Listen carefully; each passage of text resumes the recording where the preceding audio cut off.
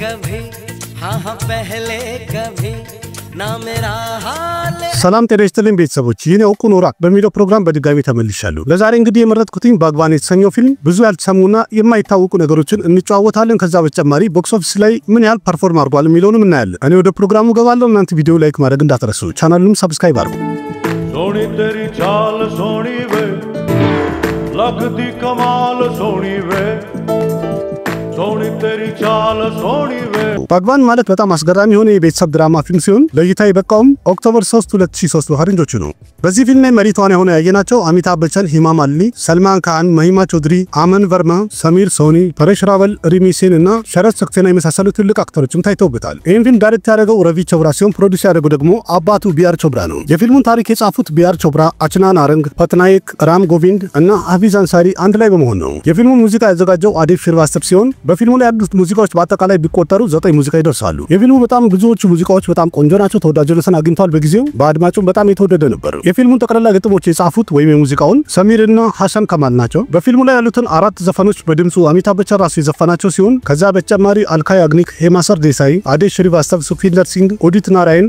ሪቻ ሸርማና አስኒያ በተም በድምጽ ተሳትፈውበታል እንደሚታወቀው የፊልሙ የሙዚቃ አልበሙ በዛ ዓመት በጣም ተወዳጅነትን አግኝቶ ነበር በዛ ዓመትም ቢሆን ሙዚቃው 1 ሚሊዮን 400 ሺህ ኮፒ በመሸጥ ምርጥ ስራ ሰርቷል በዛም የተነሳ በፈረንጆቹ በ2003 በሽያጭ ደረጃ አልበሙ 9ኛ ደረጃ ላይ ተቀመጠ ፊልም ነበር पहले कभी हाँ हाँ पहले कभी ना मेरा ስለ በጀትና ቦክስ ኦፊስ ደግሞ መለስ ብለን ስናየው የፊልሙ በጀት የነበረው 10 ከሮር ሲሆን ፊልሙም ላይፍ ታይሙን ጨርሶ ሲወርድ በዓለም አቀፍ ደረጃ 45 ከሮርና ከዛ በላይ በማስገባት ምርጥ ስራ ሰርተዋል በሰዓቱም ፊልሙ ቦክስ ኦፊስ ላይ ሂት የነበረ ፊልም ነበር እንዲያውም በ2003 ቦክስ ኦፊስ ላይ ባስገባው ገቢ 5ኛ ደረጃ ላይ የነበረ ፊልም ነው በዛ ዓመት 1ኛ ደረጃ ላይ የነበረው ኮይሚልጋ ሲሆን በሁለተኛ ደረጃ ደግሞ ካልሆናው ነው 3ኛ ላይ የነበረው ዘሂሮ ነው 4ኛ ላይ ሙናባይ ኤምቢቢኤስ ነበር 5ኛ ላይ የነበረው በገበያ ደረጃ ባግባን ነበር 2 ሰዓት ከ20 ደቂቃ የሚፈጀው ይህ ባግባን የተሰኘው ፊልም ተወዳጅነትን አግኝቶ አይኤምዲቢ ላይም 7.1 ከ10 ማግኘት ችሏል ሬት በመቀጠል ደግሞ ከፊልሙ ጀርባ የነበሩ የማይታወቁ ነገሮችን ያነሳን እንጫወት አንደኛ ደረጃ በፊልሙ መጨረሻ ላይ አሚታብ በቸን ስፒች የሚያደርግበት ወይም ንግግር የሚያደርግበት ቦታ ነበር ያ ንግግር ሲሰማ እርግጠኛ ነኝ የሁሉንም ልብ ያቀልጣል ይሄ ሁሉንም ያስለቀሰ ነበር በሲኒማ ቤት የሚገርመው ነገር የፊልሙን የመጨረሻ ንግግር እንዲጽፍለት አሚታብ በቸን ጃቪድ አክተርን በግል ሄዶ የጠየቀውና ያናገረው ሲሆን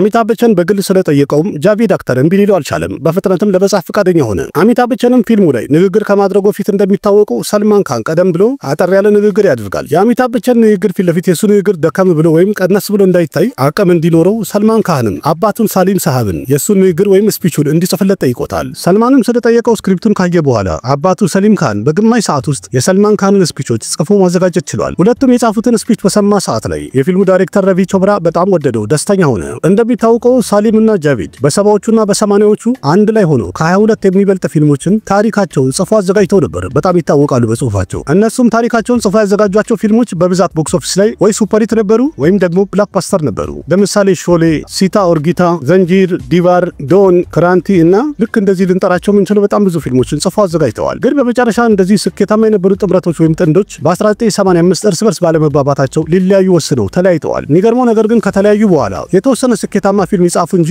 እንደመጀመሪያው ብዙ ስኬታማ ፊልም መጻፍ አልቻሉም ነበር ግን የሚገርመው ነገር ከረጅም ዓመት በኋላ ባግባን ላይ ሁለቱ ኦፊሻል ባልሆነ መንገድ አብረው መስራት ችለው ነበር እንደዛ ሆኖ የሚያስደንቀው ባግባን የተሰኘው ፊልም ላይ ምንም አይነት ክሬዲት አልተሰጣቸው ወይም ስማቸው አልተጻፈም እናንተ ስለኔ ሰማችሁት ሙሉ ለሙሉ እንዳታምኑ आलोक मेरी तारीफ इसलिए करता है አሎክ እኔን የሚያደንቀኝ ምክንያቱም በጣም ስለሚወደኝ ነው और वो प्यार इसलिए नहीं करता የሚወደኝ ደግሞ እኔ በጣም ጥሩ ሰው ስለሆንኩኝ ወይም ለየት ያለ ብቃት ስላለኝ አይደለም የሚወደኝ ራሱ በጣም ጥሩ ሰው ስለሆነ ነው ሁለተኛው ፋክት የፊልሙን ታሪክ የጻፈው ቢአር ቾብራ የዚህም ፊልም ታሪክ ቢያንስ ከ20 ዓመት በላይ ጽፎ እንዳስቀመጠው ተናግሯል መጀመሪያ ታሪኩን በጻፈ ሰዓት ላይ ቢአር ቾብራ ዲሊፕ ኩማርና ራኪ ጉልዛርን ለማስተዋወን አስቦ ነበር ቢአር ቾብራ ከዲሊፕ ኩማር ጋር ቀደም ብሎ ነያዶር እናም በ1977 ዳስታን የመሰሉ ፊልሞችን አብረው ሰርተው ስኬታማ አድርገው ነበር ከዛም ከረጅም ጊዜ በኋላ ከዲሊፕ ኩማር ጋር ባግባን የተሰኘውን ፊልም ለመስራት ፕላን አደረገ ግን በዛ ሰዓት ላይ ዲሊፕ ኩማር በቀጣይ የሚወጣው ፊልሙ ቤራግ በተሰኘ ፊልም ቀረጻ ቢዚ ነበር በዛም የተነሳ ለባግባን ፊልም ምንም ቦታ ሊኖር አልቻለም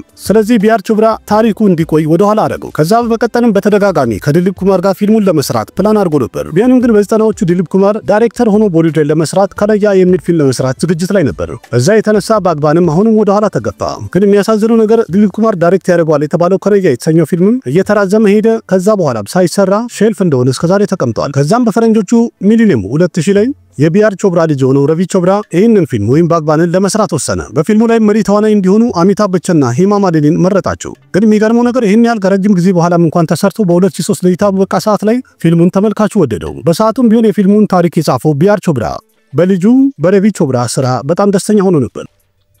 देखिए ይላችሁ मैं कोई लेखक नहीं हूं। እኔ እንኳን ደራሲ አይደለሁ።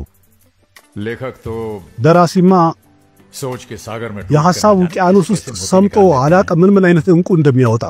मैंने तो बस እኔ እንኳን በቃ वही लिखा है जो ያንን የጻፍኩት ህይወት ለኔ ያስተማረችኝ። የሚገርመው ነገር ይህን ፊልም ለመጻፍ ያሰበበት እቅዱ የተነሳው ከ30 ዓመት በፊት ነበር። ያም ደግሞ ዴንማርክ ሀገር ውስጥ ኮፐንሃገን የሚባለው ከተማ ላይ ቪዚት ያደረገ በነበረበት ሰዓት ነው። በጉብኝቱ ሰዓትም የአዛውንቶች ማረፊያ የሆነ ቦታ ላይ አንድ ሴት አየ። እናም አሮጊቷ በጣም ተሳዝን ስለነበረ ታሪኳን ጠየቃት። ሴትዮዋም ለቢአር ቾብራ ነገረችው ምን ያህል ለልጆቻቸው ይታገሉ እንደነበረና መጨረሻ እንደዚህ የአዛውንቶች ማረፊያ ቦታ ላይ ጥለዋቸው እንደሄዱ እና ለረጅም ዓመትም እንኳን ልጆቻቸው ለመጠየቅ አለመምጣታቸውን ባሳዛኙ ነገረችው። ይህን ታሪክ ሲሰማ ቢአር ቾብራ በጣም አዘነ። ይህ ታሪክም በጣም ስለመሰጠው ወደ ፊልም ለመቀየር የዛን ጊዜ ፕላን አደረገ። ማለትም የባግባን ታሪክ አንድ ተብሎ ተጻፈ ማለት ነው። ባግባን ሚለው መጽሐፍ ስለኔ ወይንም किसी एक इंसान के ስለ አንድ ሰው አይደለም የሚተርከው። ये किताब है ይህ መጽሐፍ ማለት बीते हुए कल और आने ባለፈ ህይወትና በመጪ ህይወት መሃል ስለ ተፈጠረ ጸጥታ ነው የሚተርከው።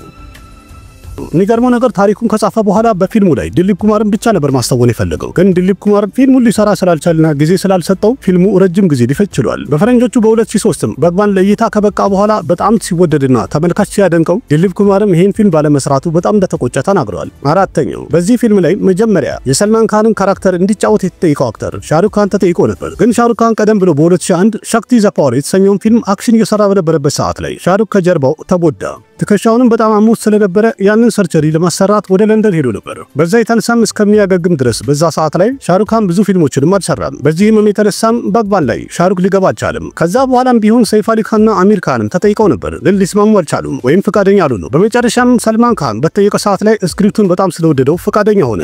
पहले कभी हाँ पहले कभी ना मेरा አምስተኛ ፋክት በዚህ ፊልም ላይ ከአሚታብ በቸን ጋር ሽሪዴቪ አብራ እንድትተውን ተወስኖ ነበር። ግን ነገሮች ስላልተመቻቹላት ሽሪዴቪም እዚህ ፊልም ላይ መተወን አልቻለችም። ከዛ በቀጠልም ይህን ካራክተር መድሩ ዲክሽት እንድትተውነው ተጠይቃ ነበር። ግን በሰዓቱ መድሩ ያለችው እንደዚህ የትልልቅ ልጆች እናት ሆኜ እንኳን በዚህ አይነት ካራክተር እኔ አያምርብኝም አልተውንም አለች። ባጭሩ ይህንን ምክንያት አድርጋ መድሩም ከፊልሙ ወጣች። በመጨረሻም የፊልሙ ዳይሬክተር የሆነው ረቪ ቾብራ ሂማ ማሊኒን ጠየቃት። እሷም ፈቃደኛ ሆነች። ባግባንን ከሰሩ በኋላ አሚታብ በቸንና ሂማ ማሊኒ ከ20 ዓመት በኋላ በድጋሚ አንድ ስክሪን ላይ ጥንድ ሆነው ልናያቸው ችለናል። ቀደም ብለው ሰርተው የነበረው በ1983 ለይታ የበቃው ናስቲክ የተሰኘው ፊልም ላይ ነበር አብረው የተወኑት። ስድስተኛው ፋክት የአሚታብ በቸን የትልቁን ልጅ ካራክተር አመን በርማ ሆኖ እንዲጫወት መጀመሪያ ሙኒሽ በይል ተጠይቆ ነበር። ግን በሰዓቱ ሙኒሽ ያለው እንደዚህ የትልቅ ሴት ልጅ አባት ሆኜማ መተወን አልችልም አልጫወትም ነበር መልሱ። ያም ማለት ፊልሙ እንደማይሰራ ግልጽ አድርጎ ተናገረ። ከዛ በኋላ አመን በርማን ፋይናል አድርገው ስለተስማማ ተወሰነና ተሰራ። ከዛ ሌላ ደግሞ ከሰልማን ካን ጋር ማሂማ ቾድሪ ሆና የተጫወተችውን ካራክተር መጀመሪያ ጁሂ ቻውላ ተጠይቃ ነበር።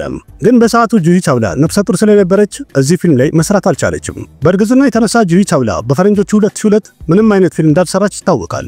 ሰባተኛ ፋክት የፊልሙ በጣም አሳዛኙ ዘፈን ሜያሃ ቱቫሃ የሚለው የዚህ የሙዚቃውን ሁለት መስመር የፊልሙ ጸሐፊ ሆነው ቢአር ቾብራ ራሱ ነበር የጻፈው። የፊልሙ ምርቃት ተብሎ ፕሪሚየም በተዘጋጀ ሰዓትና የተለያዩ ትልልቅና አንጋፋ አርቲስቶች ተገኝተው ባዩ ሰዓት ላይ ፊልሙን በዚህ ሙዚቃ ሁሉም አይናቸው ረጥቦ ነበር። ይህንን ዘፈን አሚታብ በቸን ራሱ በድምፁ ነበር የተጫወተው ወይም የዘፈነው።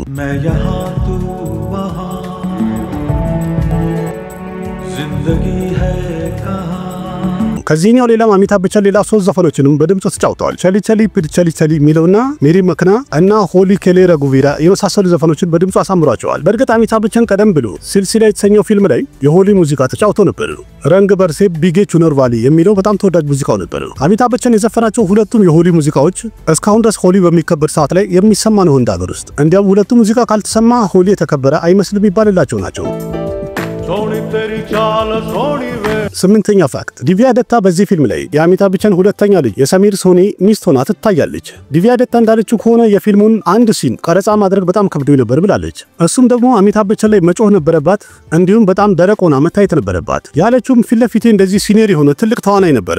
እናም አሚታብ በቸን ላይ የምትጮህበት ሲንን በምትሰራ ሰዓት ወይም በምትቀረጽ ሰዓት ላይ ዲቪያ ደታ በጣም ነርቨስ ሆና ነበር ወይም ፈርታ ነበር። ዘጠነኛው ፋክት የባግባን ፊልም የተወሰነ ሲኖቹ በ1980ዎቹ ላይ የበቃው የሆሊውድ ፊልም የሆነው ሜክ ዌይ ፎር ቱሞሮ ከተሰኘው ኢንስፓየር ሆኗል ተብሏል። በእርግጥ በዚህ ፊልም ታሪክ ላይ ኢንስፓየር ሆኖ በሌላ ቋንቋዎች በጣም ብዙ ፊልሞች ሪሜክ ተደርገዋል ወይም ተሰርተዋል። አንድ የጃፓን ፊልም ነበር ቀደም ብሎ ለእይታ የበቃ ቶኪዮ ስቶሪ ሚል። በመቀጠልም በ1980ዎቹ መጨረሻ አካባቢ ላይ የመራቲ ፊልም የሆነው ኡልፋ የተሰኘ በከነድ ቋንቋ የተሰራ ስኩል ማስተር የተሰኘ ፊልም ነበር።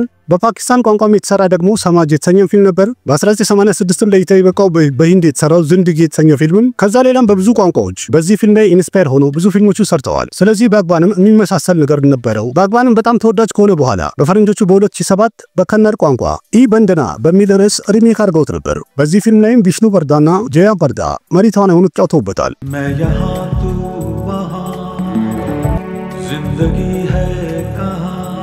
አንዳንድ የፊልም ክሪቲክሶች እንደሚሉት ከሆነ ባግባን በ1983 ለእይታ የበቃው የሂንዲ ፊልም የሆነው ራጀሽ ከና እና ሻባና አዝሚ የተወኑበት ፊልም አፍታር ላይ መሰረት ያደረገ ፊልም ነው ተብሏል፣ ወይም ታሪኩ ከዛ ተወስዷል ብለዋል። በተጠየቀ ሰዓት ላይ የፊልሙ ዳይሬክተር ረቪ ቾብራ እንዳለው ከሆነ ባግባን ስንሰራ እኛ ጭራሽ ከአፍታር ጋር ምንም አይነት የሚገናኝ ነገር የለም፣ ከሱ ላይ ኢንስፓየር አልሆንም ተናግሯል፣ መስክሯል። አስረኛው ፋክት ባግባን እንደሚታወቀው በፈረንጆቹ በ2003 በተመልካች በጣም የተወደደና መነጋገሪያ የነበረ ፊልም ነበር። እናም በአመቱ ለእይታ በበቃ ሰዓት ላይ ለአራት የተለያዩ አዋርዶች እጩ የሆነ ፊልም ነበር። ቤስት ፊልም፣ ቤስት አክተር፣ ቤስት አክትረስ እና ቤስት ሰፖርቲንግ አክተር በሚለው ተመርጦ ነበር። ግን በአመቱ ፊልምፌር አዋርድ ላይ ማንኛውንም አዋርድ ሊያሸንፍ አልቻለም። እጩ ቢሆን በአመቱ ምርጥ ፊልም ተብሎ የተሸለመው ፊልምፌር አዋርድ ኮይ ሚልጋ ነበረ። ቤስት አክተር አዋርድም ኮይ ሚልጋ ለተሰኘው ፊልም ሪቲክ ሮሽን ነው የወሰደው። ቤስት አክትረስ አዋርድ ደግሞ ፕሪቲ ዚንታ ለከልሆናው ተሸልማለች። ቤስት ሰፖርቲንግ ሮል ደግሞ ሰይፍ አሊ ካን በከልሆናው ተሸልመዋል። ስለዚህ ባግባን ከነዚህ ውስጥ ምንም እንኳን አዋርድ ባይሸልምም በተመልካቹ ግን በጣም የተወደደና የተደነቀ ነው። ዛሬም ድረስ የሚታይ ምርጥ ፊልም ሆኗል። በመጨረሻም ሰልማን ካን በዚህ ፊልም ላይ የነበረው ገስት አፒራንስ